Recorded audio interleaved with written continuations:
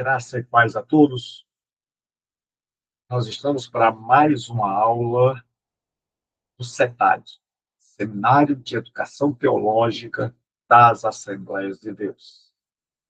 Eu sou o professor Gilberto Rebouças e nós estamos para mais uma aula do nosso querido SETAD.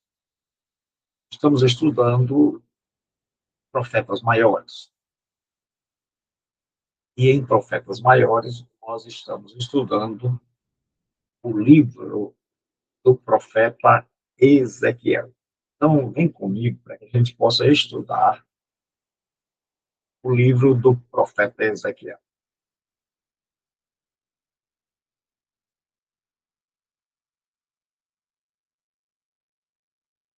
Então, vamos estudar nesta noite o livro do profeta Ezequiel. Você é meu convidado para estar conosco aqui, estudando a palavra de Deus. Se você quer estudar conosco, você tem interesse em estudar conosco, nosso seminário é SETAD, Seminário de Educação Teológica das Assembleias de Deus.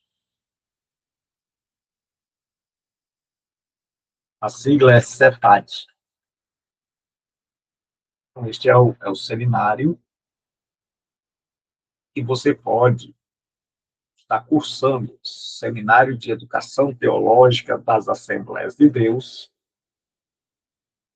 e você pode entrar em contato conosco pelo WhatsApp. Aqui é Fortaleza, Ceará, então é 85. Todo número agora tem um 9 na frente, 989 38 0246. Então, aqui nós temos o nosso contato, para você que deseja estudar conosco, entre em contato conosco, 859.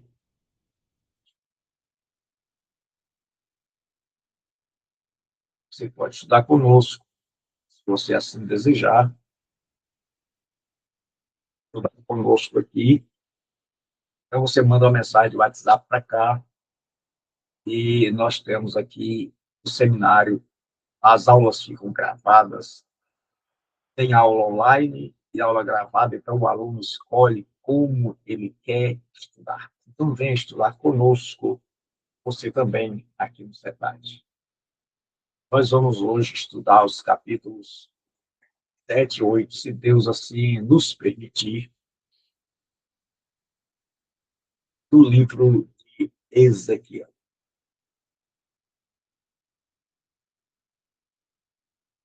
Então, vamos lá agora para o livro de Ezequiel, que a gente possa ver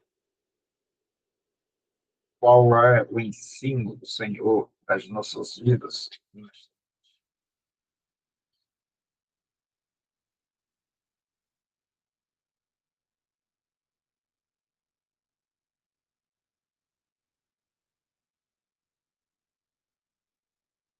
Então, vem comigo agora. Nós já vimos esse livro do Ezequiel, que é um profeta que está na Babilônia, foi levado há 5 anos. Quando o rei Joaquim caiu e o povo foi levado, uma parte, nós vimos que houve 3 levas cativos e ele foi na segunda. Alguns não contam a primeira, então no livro tem que ele foi na primeira, ele não leva em conta a primeira deportação. Então, 3 grupos de cativos foram para a Babilônia, e no segundo grupo, Ezequiel estava no meio. E ele está na terra da Babilônia, ele tem uma visão de Deus vindo num carro todo. Era uma carruagem real, guiada conduzida por anjos, querubins, e Deus chama Ezequiel e o envia.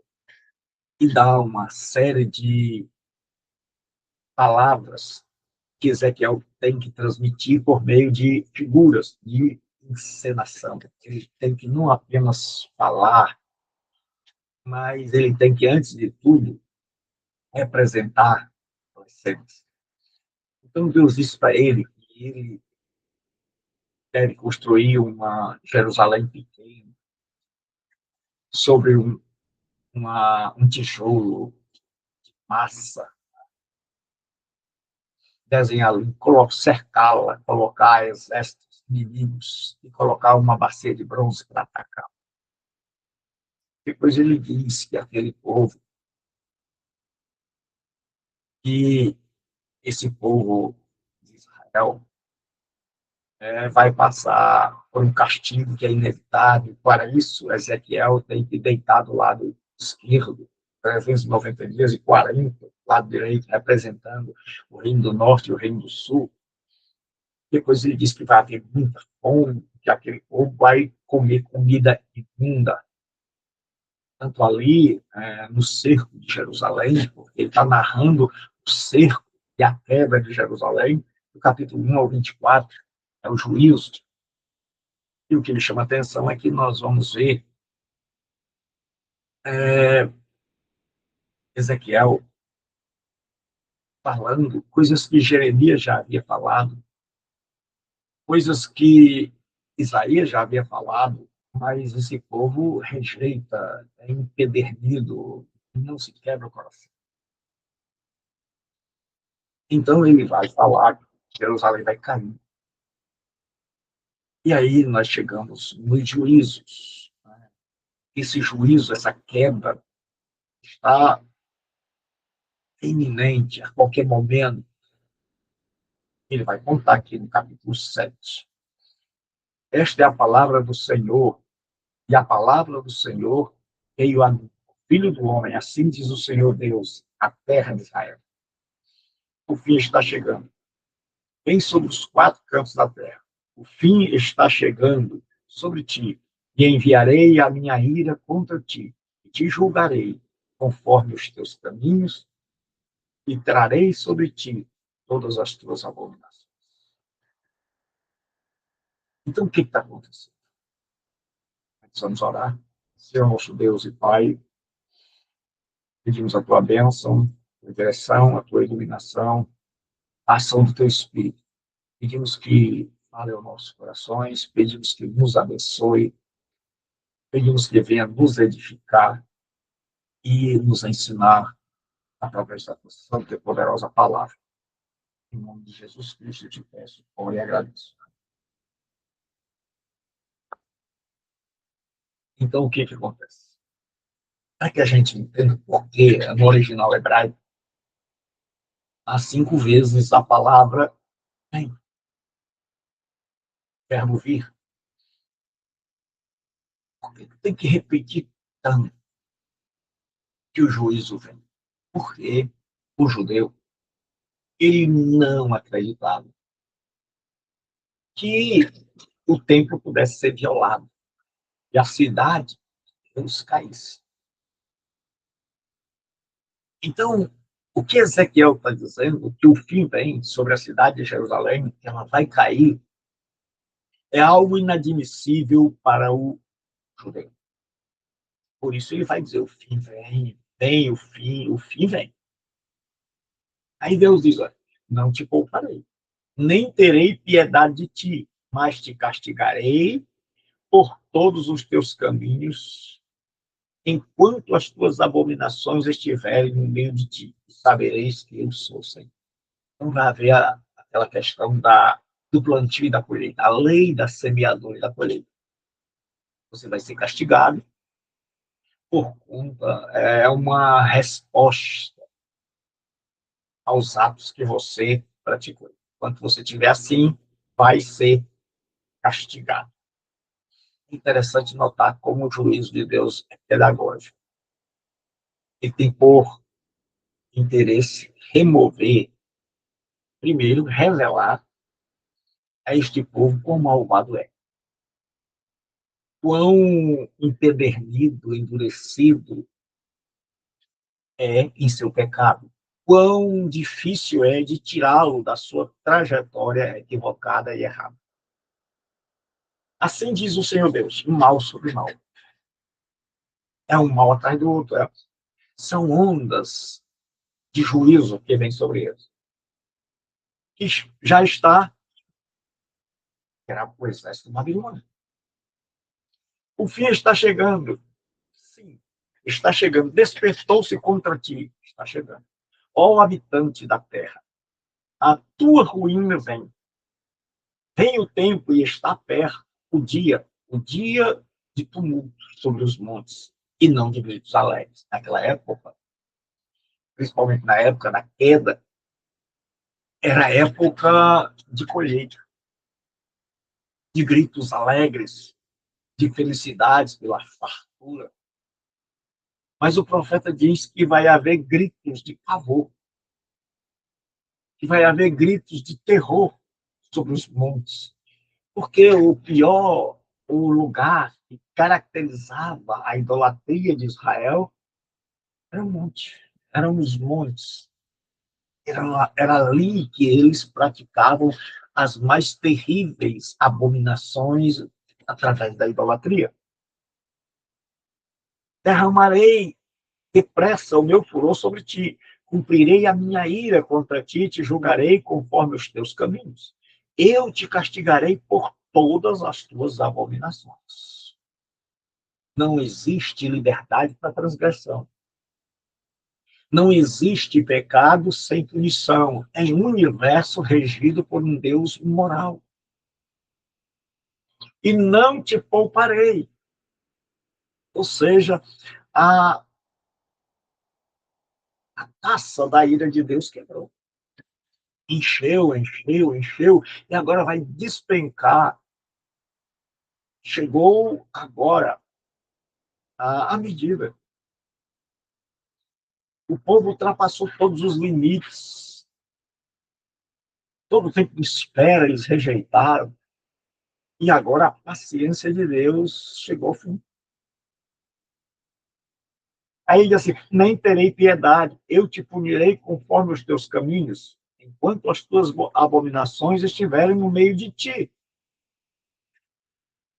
Isso significa que há um chamado, há uma esperança, há uma mensagem nas palavras do profeta, que a Almeida, século XXI, que eu uso, ela vem trazendo.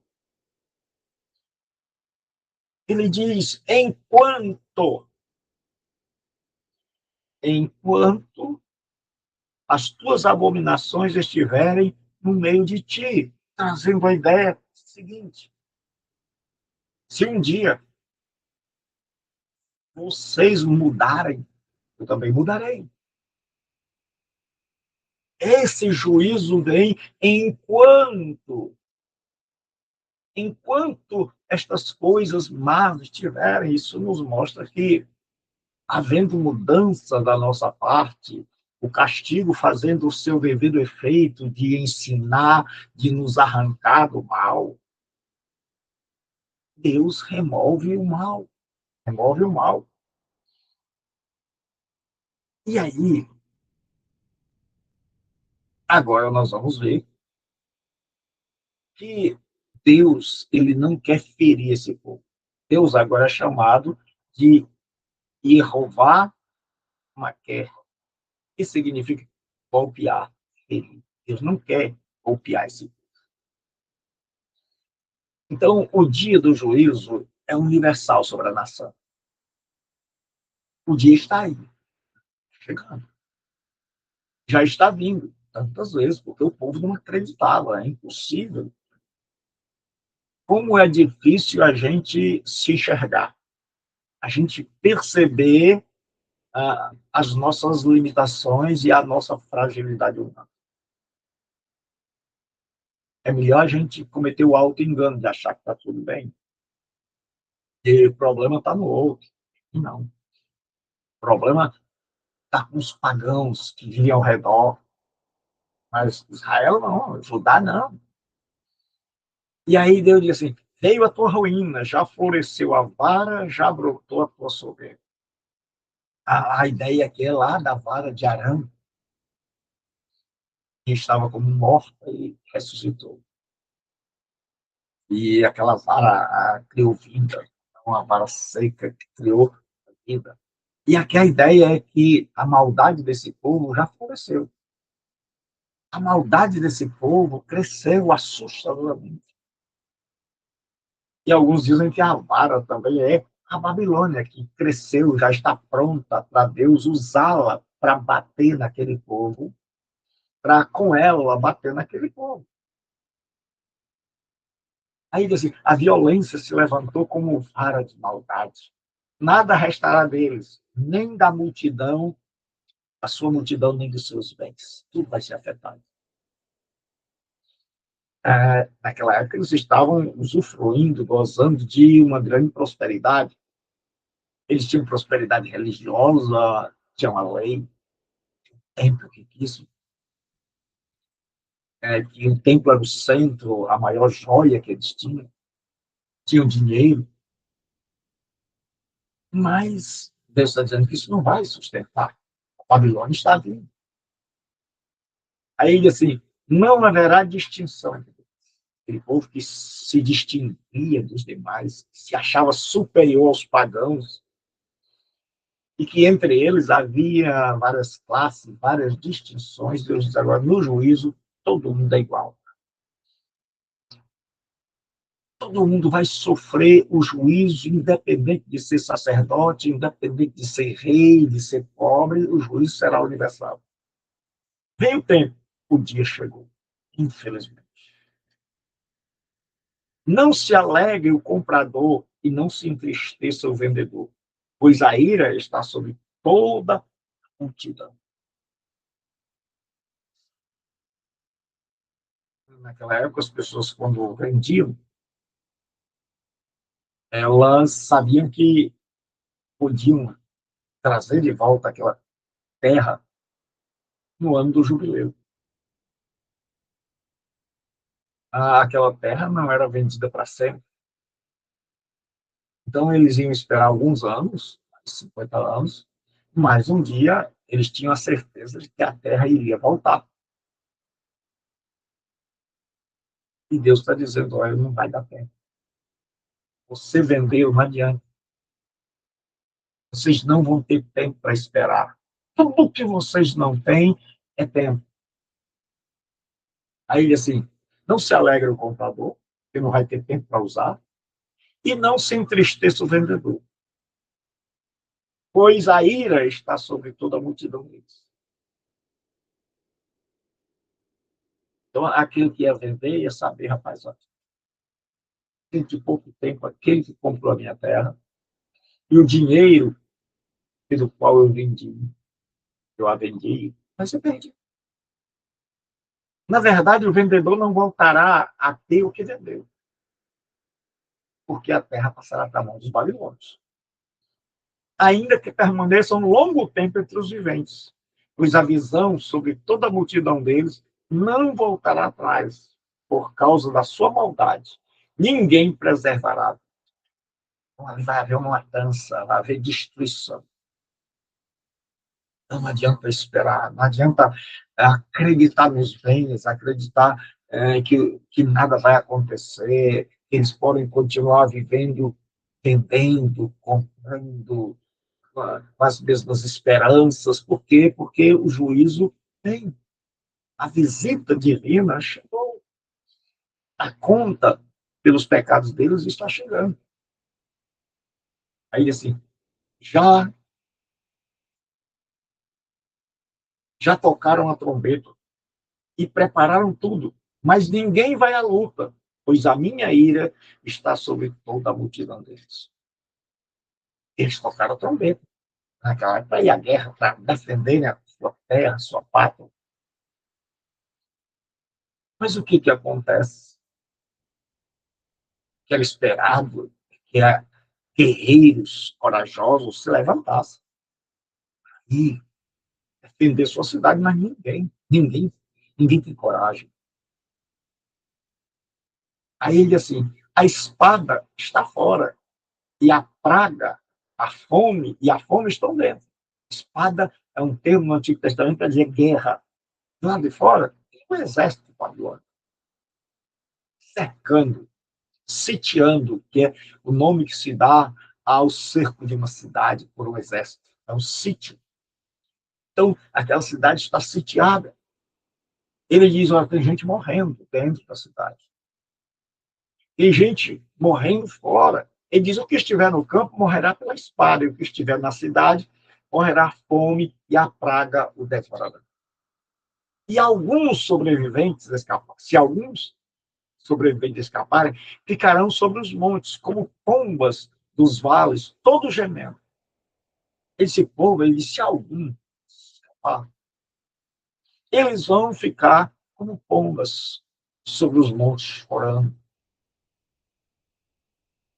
É como o judeu achava que era um barulho. O barulho que o pombo emitia era parecido com um choro, com alguém que estivesse lamentando.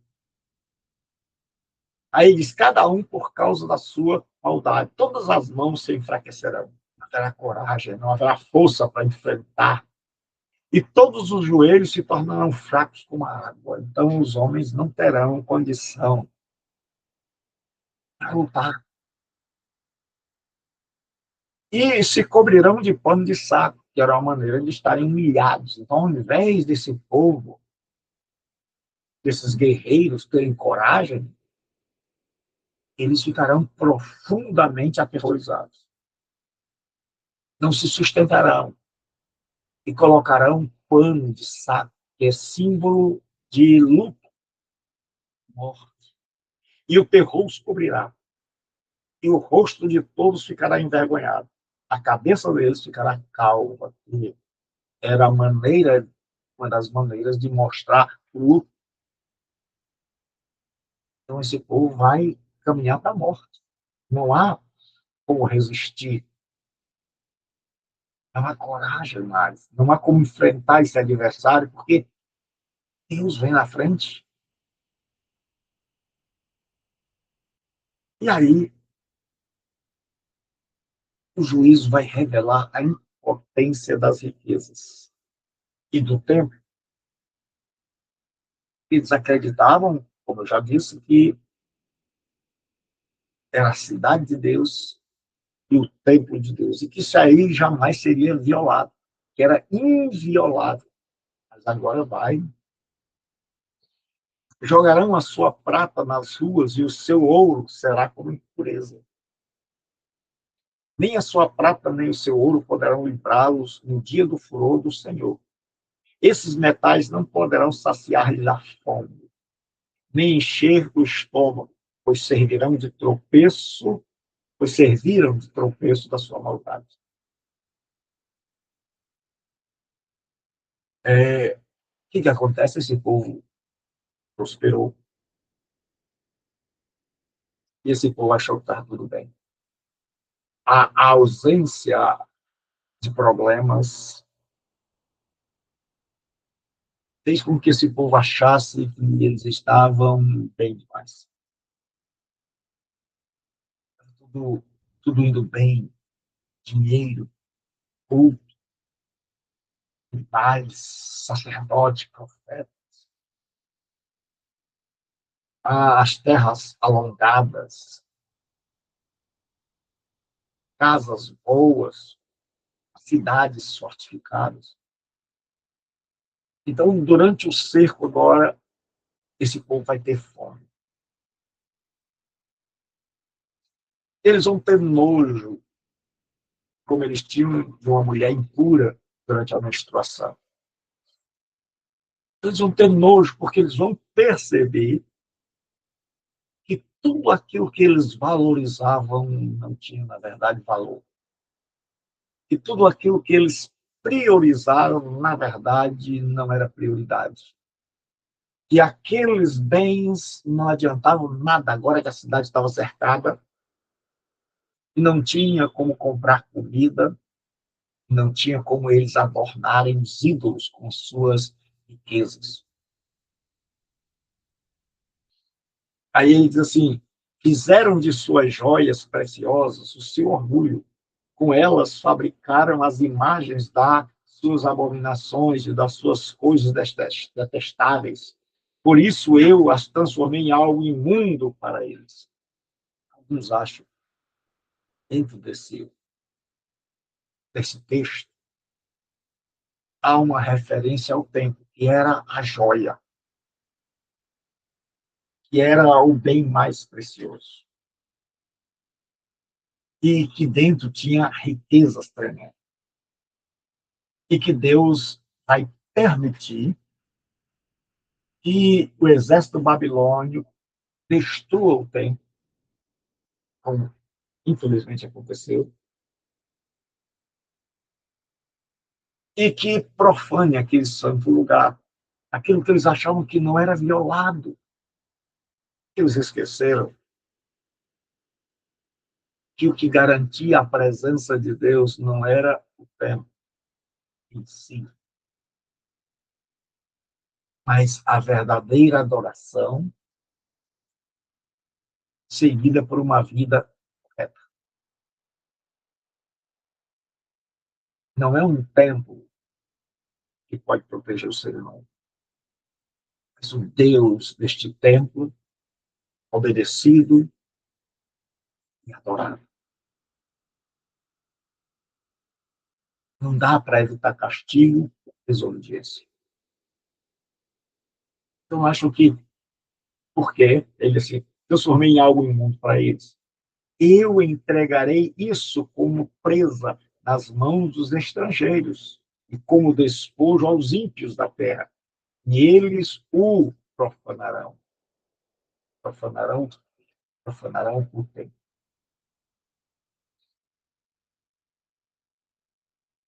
E aí, o que acontece? Quando o ímpio entrasse dentro do templo, nós vamos ver que aquilo que eles achavam que nunca ia acontecer, que o profeta está dizendo, mas eles tinham ouvido seletivo, eles ouviam o que eles queriam, e desviarei deles o meu rosto. Não existe coisa pior que Deus dizer para um povo, para uma nação: não olharei mais para vocês.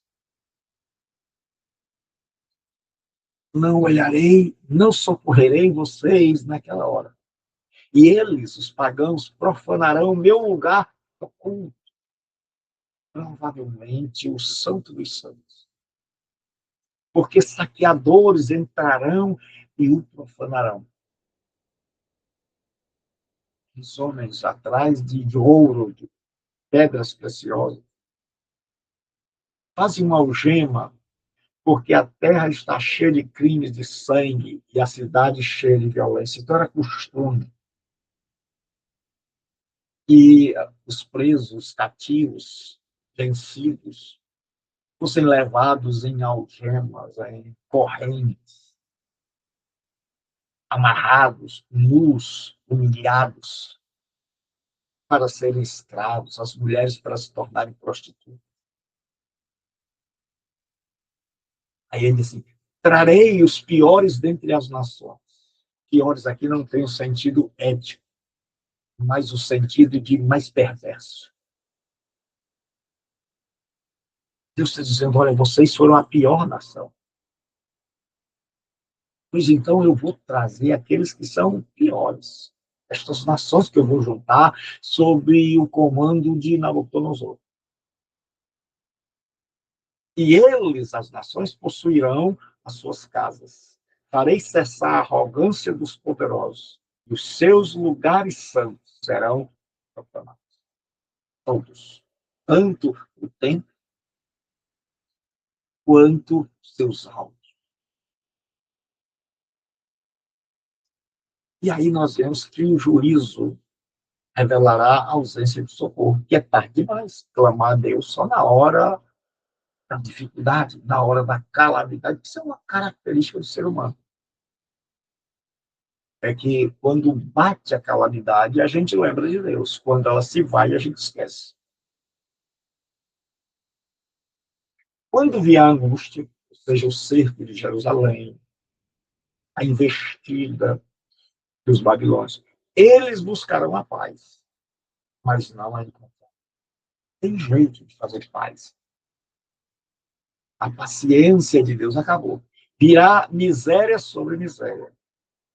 Dizem que Babilônia vai cercando, à medida que os dias vão passando, nós já vimos isso em Jeremias. E se levantará rumor sobre rumor. Eles buscarão uma visão do profeta. Mas a lei do sacerdote perecerá, assim como o conselho dos anciãos. Três coisas que o povo, em tempo de aflição, buscava: a palavra do profeta, a orientação do sacerdote, um conselho de guerra daqueles sábios. Deus está dizendo: olha, vamos buscar, mas não vai ter jeito. Não vai ter profeta para dizer coisa boa. Não vai ter nada da lei que possa socorrer. Não vai ter conselho, vai ter solução. O rei pranteará e o príncipe se vestirá de desolação. Jeremias não usa muito essa palavra, que é uma questão de tradução, mas a palavra rei, nela, no hebraico, Jeremias não usa. Por quê? Porque quem está em Jerusalém é o Zedequias. Zedequias não é um rei, é um fantoche nas mãos de Nabucodonosor. E, para acabar de ajeitar, ainda se rebela. Quando Nabucodonosor conquistou Judá, colocou o Zedequias como rei. Na verdade, um administrador,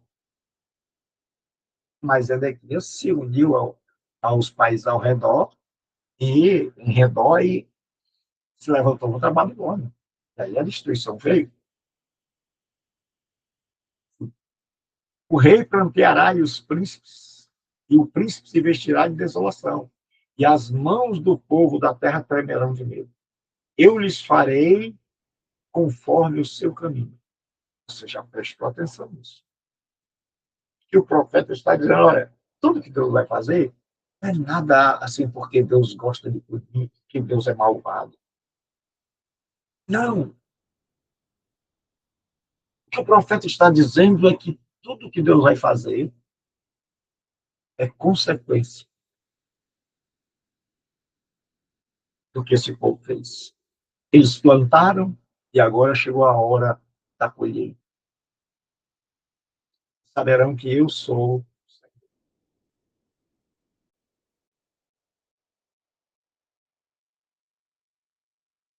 Aí agora vem o capítulo 8. A visão do castigo de Jerusalém. O profeta vai ser transportado lá da Babilônia para Jerusalém, para que ele possa ver o que realmente estava acontecendo nos bastidores, por debaixo do pano. O que ninguém parecia ver, mas não podia escapar aos olhos do divino, aos olhos do Yahvé, aos olhos de fogo. Veja assim, no sexto ano, no sexto mês, no quinto dia do mês, estando eu assentado em casa, e os anciãos de Judá sentados diante de mim, sucedeu que a mão do Senhor caiu ali sobre mim. Então veio uma comitiva. Ele tinha uma casa lá, o profeta. Os anciãos vieram procurá-lo, saber o que ia acontecer. E aí ele está ali com aquele povo, como deve estar esperando uma resposta. E aí ele diz: então olhei e vi uma aparência de fogo, da cintura para baixo era fogo. Nós temos aqui o que a gente chama de visão teofânica. Que é isso? Vem de teos, ou teos, Deus. E fai, manifestar. Então, teofania é um nome teológico para toda manifestação de Deus com aparência que o homem possa ver, porque Deus é invisível. Então, quando ele se manifesta, isso a gente chama de teofania. Ele vem um ser de fogo, que vai simbolizar o juízo. Da cintura para baixo era fogo, da cintura para cima era como o esplendor de um metal brilhante. Nós vamos ver que essa é uma linguagem apocalíptica. Nós vamos ver Jesus lá, com a espada que sai da boca, com os pés como bronze polido. E estendeu para mim o que parecia uma mão e me pegou pelos cabelos. Ele dizia: o Espírito me levantou entre a terra e o céu. E nas visões de Deus me trouxe a Jerusalém. Agora ele é conduzido da Babilônia para Jerusalém e ele é colocado na entrada, à porta do pátio de dentro, onde vai dar no santuário. Aí ele diz assim, que está em direção ao norte, onde estava o assento da imagem do ciúme que provoca ciúme. Então, o povo de Israel tinha colocado, alguns sugerem, que essa era uma imagem de Azerá, uma deusa cananita, que tinha sido colocada ali por Manassés, depois foi retirada pelo rei Josias, e que deve ter sido colocada lá de novo. Então, era a imagem do ciúme. E aí, o que acontece? Porque essa imagem estava ali para... Aí as pessoas ficavam, o que está acontecendo? Essa imagem atraía a ira de Deus. Porque eles colocaram a imagem diante do templo de Deus, na porta. Era um insulto, era uma afronta. Aí ele diz, e a glória do Deus de Israel estava ali. A Kavod, modernamente as pessoas chamam de Shekhinah. Então agora há um embate. Então, Deus traz Ezequiel para mostrar que o que aquele povo está fazendo. Por que um juízo tão grande? Por que ele está trazendo a Babilônia? E por que ele vai permitir isso? Aí ele vai mostrar as coisas no interior, aquelas coisas que estão ocultas aos olhos dos homens, conforme a visão que eu havia visto no vale. Ele disse, olha, aquela glória, aquele carro, uma majestade, Deus estava ali. Então me disse, filho do homem, levanta agora os olhos na direção do norte. Veja, vou mostrar a você o que está acontecendo. E aí ele diz assim, nós vamos ver agora as idolatrias praticadas no templo. Levantei os olhos em direção ao norte, e essa imagem do ciúme estava ao norte da porta do altar. Na entrada. E ele me disse, filho do homem, vês o que estão fazendo? Você está vendo o que ninguém vê? O que só eu vejo? As grandes abominações que a casa de Israel faz aqui para me afastar do meu santuário. Você está dizendo, olha, esse santuário que eles prezam tanto,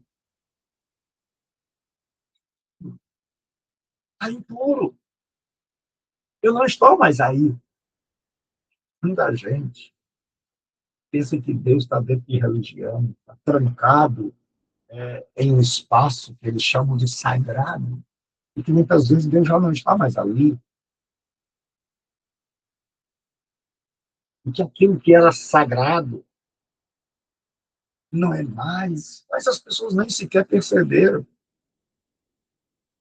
que a vida deles está distante de Deus e que eles nem sequer tomaram conhecimento disso, ou pensaram que Deus não estava vendo. Aí ele diz, eu vou sair daí. Então nós vamos ver, a partir do capítulo 11, a glória de Deus subindo e indo embora. Deus se afastando dos seus adoradores. Como é triste. ver Deus indo embora e nos largando para trás. Aí ele disse, mas verás ainda outras grandes abominações. Eu disse, isso não é tudo. E levou-me, agora Deus vai levar Ezequiel para fazer um tour, passeio por dentro do templo, para que ele veja o que tem ali. E levou-me para entrar no pátio. Então olhei e havia um buraco na parede. E ele me disse, filho do homem, cava agora a parede. E quando cavei a parede, havia uma porta. E disse-me ainda, entra e vê as abominações horríveis que eles praticam. Então Deus disse, meu filho, esse aqui, ó, você está vendo, tem um buraco ali. Começa a cavar. Provavelmente isso aqui era uma visão, provavelmente aqui era o que ele estava vendo. E Deus diz assim, olha, entra por esse buraco. Ele entrou com uma portada. Você vai ver, eu vou te mostrar agora o oculto. Mostrar agora aquilo que eles estão fazendo em segredo. Filhos, cuidado. Entrei e olhei, e vi toda forma de animais que se arrastam e de animais abomináveis e todos os ídolos da casa de Israel. Estavam pintados na parede e em todo o redor. Quando eu entrei, eles tinham caído numa idolatria tão grande que tinha tudo que era impuro, gravuras dentro do templo, pinturas de animais que eles adoravam, considerados sagrados. Veja que é possível um lugar sagrado perder a sua sacralidade, perder a sua santidade. Quando por fora ele parece um templo dedicado a Deus, mas por dentro ele já está com outra aparência.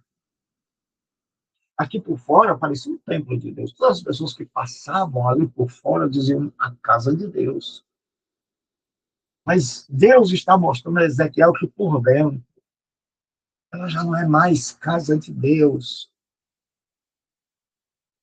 Ela já se tornou um lugar de manifestação do paganismo interno, paganismo dentro da instituição religiosa. E ele diz assim, estavam pintados na parede, tinham de todo tipo de manifestação, tudo que Deus abominava era feito no segredo, no interior.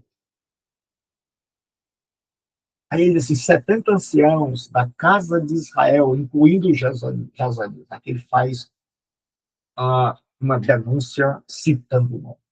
Era de uma família muito importante, mas isso aqui não foi como o Aicão, que era um dos parentes, e o pai dele, o Safã, nós já vimos, Jeremias mostra que ele era uma pessoa de bem, estavam em pé diante das pinturas. Os líderes de Israel que deviam conduzir o povo a Deus, estão agora adorando todo tipo de divindade pintada nas paredes. Então, o templo só é de Deus, está pintado lá de fora. Para essa liderança agora, ele é um lugar de adorar todo tipo de divindade. Aí diz, cada um tinha na mão seu incensário. E o aroma do incenso subia em uma nuvem. Então me diz, filho do homem, viste o que os anciãos da casa de Israel fazem nas trevas? Você agora percebe? Você agora entende? Será que a gente pensa que vai ocultar dentro da religião, dentro dos templos, que a gente vai cegar a Deus? A gente vai fazer coisas que líderes vão fazer o que bem quer, que bem deseja, escapar em tudo? Pois dizem, o Senhor não nos vê. Passamos aqui. Eles queriam tapear Deus. Aqui ele não nos vê, aqui a gente pode enganar, aqui a gente pode fazer. Tem gente que acha que o sagrado, o lugar sagrado, que aquelas coisas que a gente santificou para uma adoração, que é um lugar de permissão para fazer o que é ruim. E parece que quem está fora, que faz o mal, apanha, mas quem está ali dentro parece que não apanha. Aí ele diz assim, o Senhor abandonou a terra. Esse povo dizia, você não está nem aí. Pessoal, vamos buscar ajuda, vamos adorar outros deuses, porque Deus já foi embora faz tempo. Deus não está nem aí. Aí Deus disse, também me disse, verás abominações ainda maiores. Está piorando. Parece que à medida em que caminha pelos corredores do templo, e cada sala que abre, parece que a coisa está pior. Depois me levou à entrada da porta do templo do Senhor, que está voltada para o norte, e ali estavam as mulheres assentadas, chorando por Talmuz. Agora tem mais problema, tem mais pecado. Talmuz era um deus que estava ligado à fertilidade, era um deus da Suméria, e o Tammuz era um deus. E ele estava ligado com a fertilidade, e quando vinha aquela época em que as plantas morriam, principalmente depois da neve ou de um calor muito grande, mas principalmente, dizem alguns autores, da neve que queimava aquelas plantas. Então, as mulheres pagãs, e agora as mulheres de Judá, elas choravam, porque, para a crença delas, o Tammuz havia morrido. Então, nessa época, quando as plantas murchavam, era símbolo que ele tinha morrido. E aí havia a espécie de que, quando as plantas voltavam, ele ressuscitava. Então, havia alegria quando as plantas voltavam e havia um choro, uma tristeza. Então, revela que um Deus pagão estava sendo adorado pelas mulheres. Então, tem líder, tem senhoras de prestígio, tem gente fazendo tudo que não presta. Onde? Na casa de Deus. Onde? Na casa de Deus.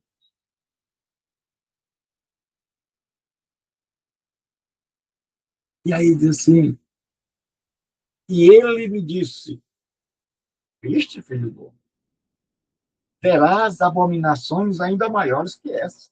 É como se o profeta dissesse, Senhor, tem mais. É a imagem do seguinte, tem a adoração dos líderes a todo tipo de animal imundo, a deuses imundos, tem adoração a Talmuz. As mulheres estão aí chorando, porque na cabeça delas morreram. Como é que um povo que te adora, que tem a tua lei, que recebeu a Torá, a instrução, pode se padronizar desse jeito?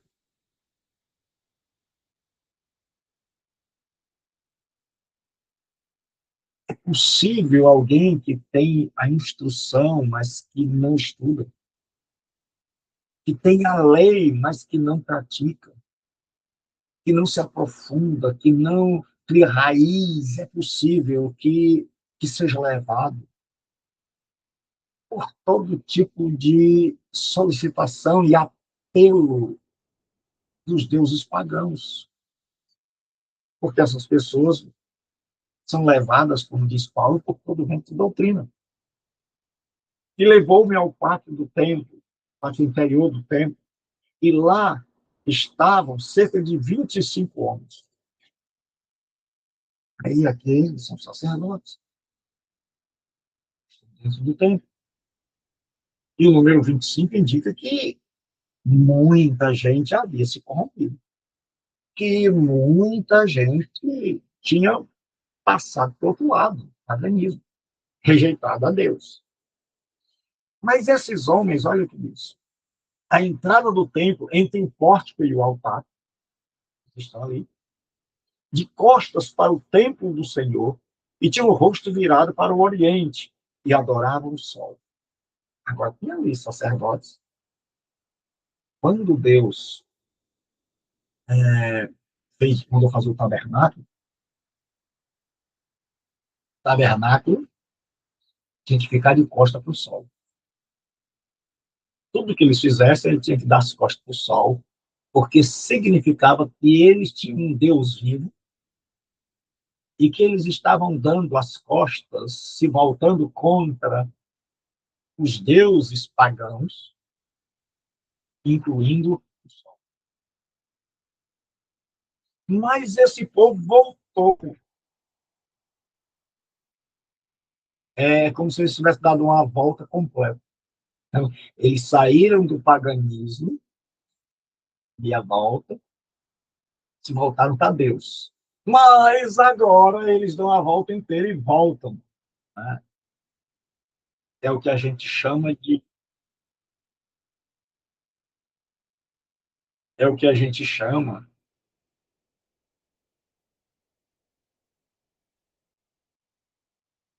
de movimento sem deslocamento. É o cachorro correndo atrás. Então nós temos visto aqui que Israel ele sai do paganismo, vem para Deus, mas resolve voltar para onde começou e de forma pior. Aí ele diz assim: esse povo, sacerdotes, que eram para estar adorando a Deus, eles agora dão as costas para Deus. E eles se viram para o sol e adoram isso dentro do templo. O engraçado aqui é que Deus não mostrou a Ezequiel o pecado do povo nas casas, lá fora também. Deus mostrou que as maiores abominações eram cometidas dentro do templo e de forma secreta. Deus revela a Ezequiel o que está acontecendo em segredo. Só ele enxerga. Mas é suficiente. Isso devia nos aterrorizar. Saber que ele sabe. Saber que Deus vê. Aí ele diz assim, virados para o Oriente, que era onde ficava o sol. Então me disse, viste, filho do homem, por acaso essas práticas abomináveis que cometem aqui são pouca coisa para a casa de Judá? Depois de terem enchido a terra de violência, então não tinha apenas a idolatria, mas são coisas que se desdobram. É que não apenas um mal, esse povo não apenas praticou mal religioso, mal moral, mas também um mal contra o seu próximo, a violência, o mal físico. Tornam a provocar-me a ira. Eles estão me insultando. Eles estão, é como se eles estivessem dizendo, se existe um Deus, que apareça para nos peitar. Vê, eles levam o ramo ao nariz. Então, esse é um texto difícil de se explicar, porque existem várias explicações, tentativas de elucidar. Então, para uma boa parte de estudiosos, levar o ramo ao nariz era uma maneira, como no Brasil, cheguei um tempo, eu acho que na minha infância, as pessoas colocavam uma coisa chamada rapé no nariz para espirrar. Servia para limpar as vias aéreas, para limpar o nariz, a pessoa ficar espirrando, colocava tudo para fora. Só que lá, esse galho era uma espécie de insulto. Era uma espécie de fazer cócega, assim, né? Então, com essa atitude, o povo de Israel está insultando a Deus, está atiçando suas narinas, porque no mundo judaico, no oriental, né, a pessoa era uma linguagem descritiva. Então, quando uma pessoa se irava, ela ficava vermelha, a, a artéria do pescoço, ela ficava dilatada. Então, quando eles vão falar na ira, eles falam de um nariz vermelho, de narinas como fogo. Então, eles estão como quem está com um galho cutucando a Deus. Eles estão chateando, provocando, insultando, chamando para o campo de batalha. Aí Deus diz: por isso também agirei com furor. O meu olho não poupará. Nem terei piedade, ainda que me gritem bem alto aos ouvidos. Ele diz: não ouvirei, não os ouvirei. Então, aqui nós terminamos. Deus te abençoe, meu amigo, meu irmão. Então, eu quero pedir a todos.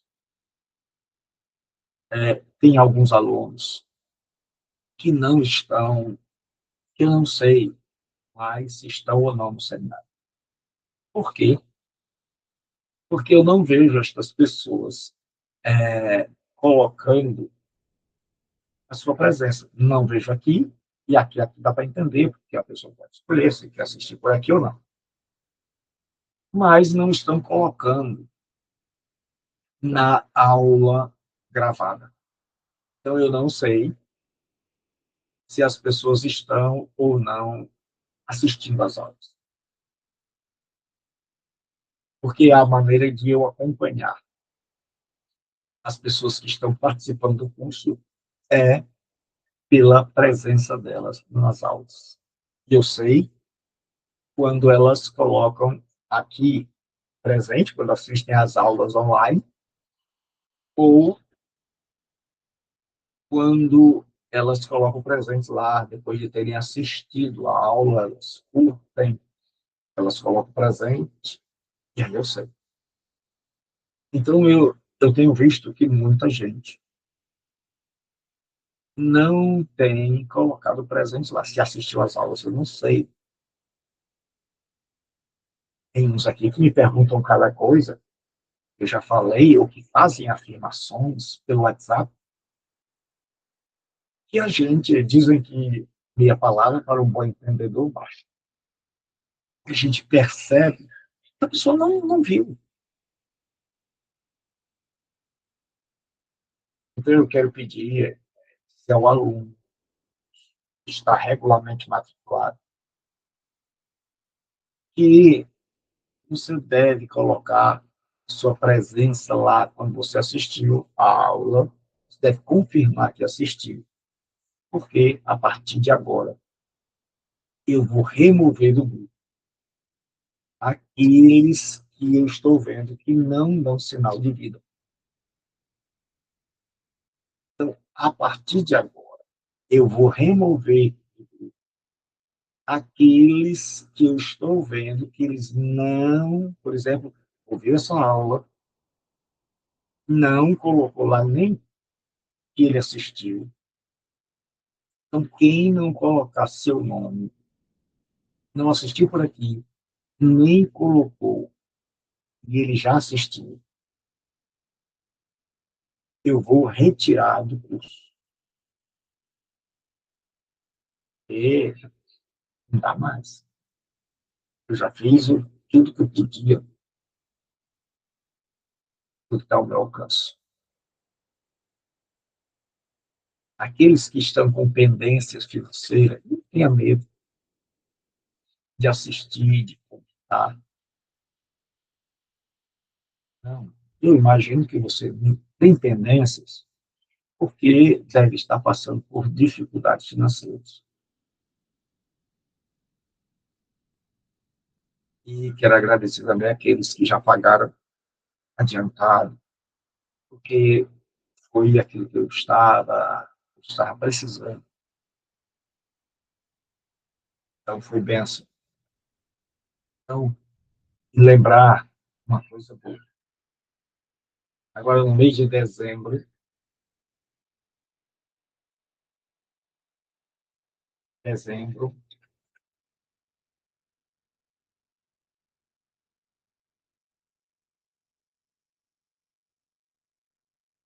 nós vamos ter agora a nossa aula na segunda, quinta.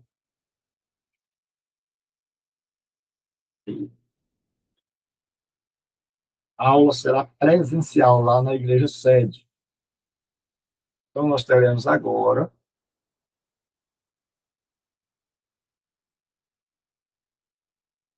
a nossa aula. Eu quero convidar todos agora. Eu sei que cada aluno gosta dessa aula presencial, tem que estar com saudade das aulas, dos colegas. Então, a nossa aula será na segunda, quinta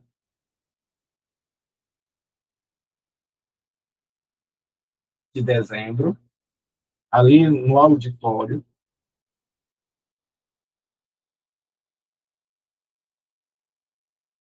do terceiro andar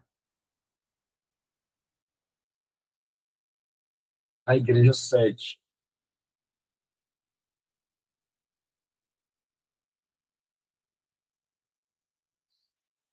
Então, vai ser na segunda, quinta, é dia 11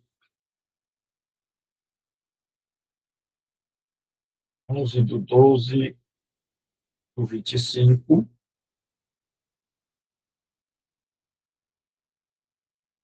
de 19 horas às 21 horas. Sim.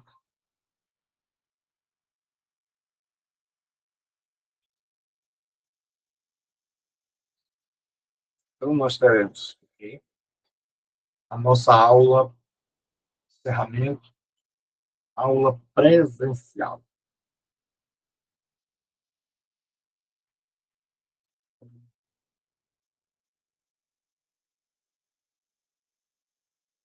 Então, nós teremos a nossa aula presencial em dezembro, na segunda quinta-feira do mês. O dia 11 é uma quinta-feira, o dia que me deram lá, de 19 às 21h30, no auditório, terceiro andar, lá na igreja sede. Então, esse é um dos avisos. O primeiro aviso é que o aluno tem que mostrar que está acompanhando as aulas do curso. Pastor, Oi? Pode seu fazer nome pergunta. aí é Star, tá? O nome é Detar. Eu já Pastor, sou. queria lhe pedir um favor, se eu postar Uhum. a aula 1, porque aquele dia o senhor postou a 2 para mim. Como eu falei para o senhor, eu perdi todos os meus, as visualizações que o senhor postou, tudinho, né? Aí a aula Ótimo. 1 eu já assisti, eu queria só para mim colocar meu nome lá. Na Vou hora. postar a aula 1, tá bom? É, na hora. Obrigado, Então, pastor. aqui é a questão da presença.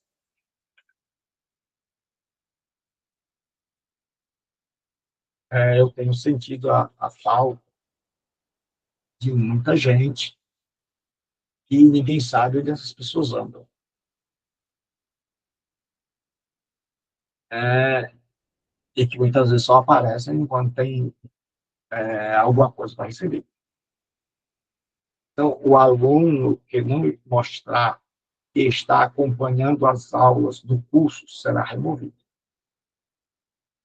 E como é que ele mostra?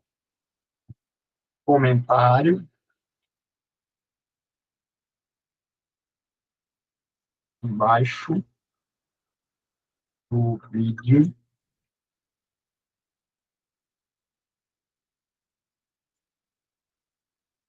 no YouTube ou no WhatsApp, em caso de presença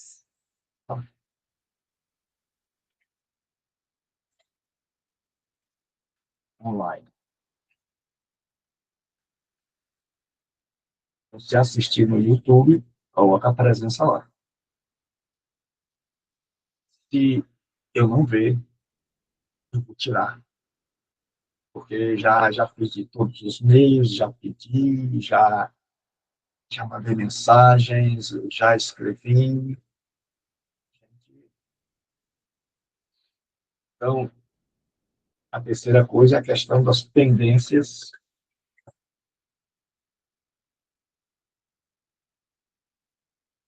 financeiras.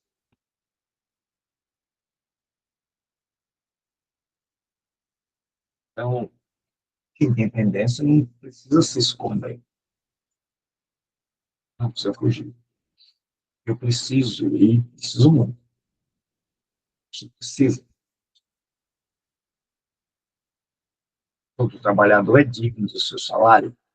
Paulo diz: não atarás a boca ao boi que debulha, porque todo trabalhador é digno do seu salário. Então, aqueles que têm pendência deverão entrar em contato com a direção do curso para ver a forma melhor de efetuar, de quitar suas pendências. E o dia do vencimento é 5 de cada mês. 5 de cada mês. 5 de cada mês. Passou do dia 5, você não conseguiu, então, dê uma previsão. Entre em contato com o curso e dê uma previsão. Mas não fique sem falar nada. Dê uma previsão, diga: olha, não posso pagar agora, por isso, não precisa falar muito, mas dê uma previsão, não pode passar do dia 5 e a pessoa não fala nada. Dentro desse assunto ainda, a mensalidade é de R$ 130. Essa é a mensalidade normal. Paga até o dia 5, a pessoa tem R$ 30 de desconto. Então, ela paga apenas 100. Até o dia 5.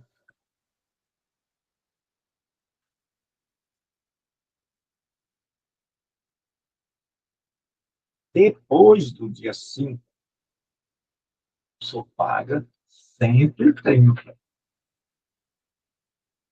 Há pessoas que depois do dia 5 pagam aqui, R$ 100. Nem sequer percebeu que ali já é 20, já é quase o final do mês. E alguns que não dão nem sequer uma satisfação para a direção do curso. Então, se passou do dia 5, saiba que a mensalidade é de 130. Até o dia 5 tem desconto. Desconto é para quem paga até o dia 5. Então, nós temos esses avisos. Nós vamos ter a nossa última aula esse ano, e essa aula, né, vai ser presencial, na segunda quinta-feira, de 19 às 21 horas, no auditório do terceiro andar da Igreja Sede. A questão da presença é a segunda coisa.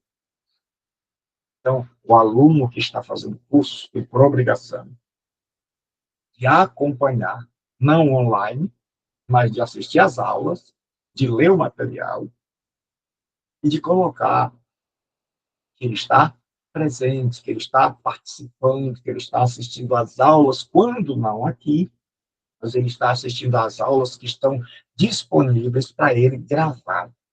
Caso não faça, este mês eu vou colocar uma chamada aqui daqueles que fizeram, e aqueles que não fizeram eu vou remover. E a terceira coisa é a questão das pendências. Até o dia 5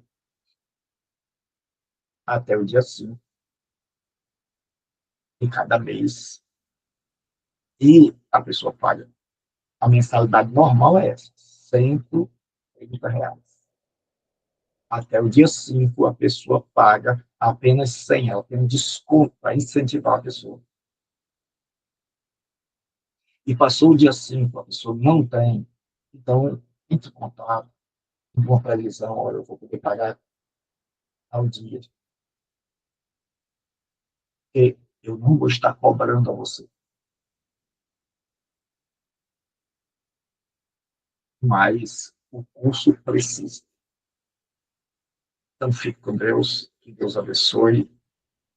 Aldo, me lembra que eu vou colocar para você, viu? Tá bom. Aí eu só aproveito, professor, por favor, manda também o material da aula 1 e 2, tá bom? Eu Certo, vou dar uma lida. certo. Um abraço. Estou com Obrigado, saudade. professor. Tudo de bom.